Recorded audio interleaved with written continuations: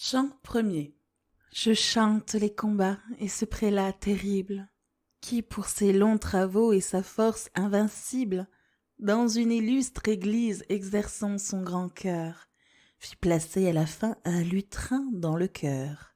C'est en vain que le chantre, abusant d'un faux titre, 2 fois l'en fit ôter par les mains du chapitre. Ce prélat, sur le banc de son rival altier, 2 fois le reportant, l'en couvrit tout entier.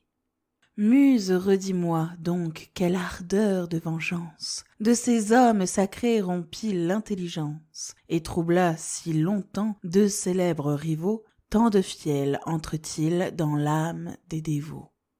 Et toi, fameux héros, dont la sage entremise de ce schisme naissant débarrassa l'Église, viens d'un regard heureux animer mon projet, et garde-toi de rire en ce grave sujet.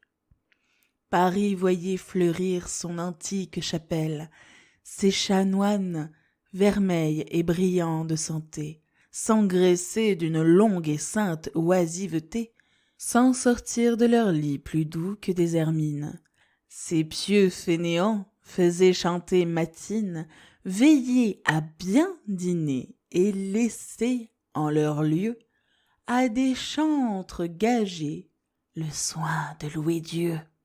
Quand la discorde encore toute noire de crime, sortant des cordeliers pour aller au minime, avec cet air hideux qui fait frémir la paix, s'arrêter près d'un arbre au pied de son palais. Là, d'un œil attentif, contemplant son empire, à l'aspect du tumulte, elle-même s'admire. Elle y voit, par le coche et d'Évreux et du Mans, accourir à grands flots ses fidèles Normands.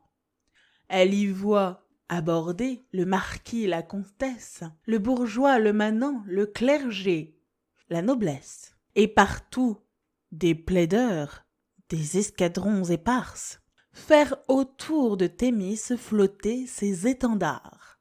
Mais une église seule, à ses yeux immobiles, garde au sein du tumulte une assiette tranquille. Elle seule la brave, elle seule au procès, de ses paisibles murs veut défendre l'accès. La discorde, à l'aspect d'un calme qui l'offense, fait siffler ses serpents, s'excite à la vengeance. Sa bouche se remplit d'un poison odieux, et de longs traits de feu lui sortent par les yeux.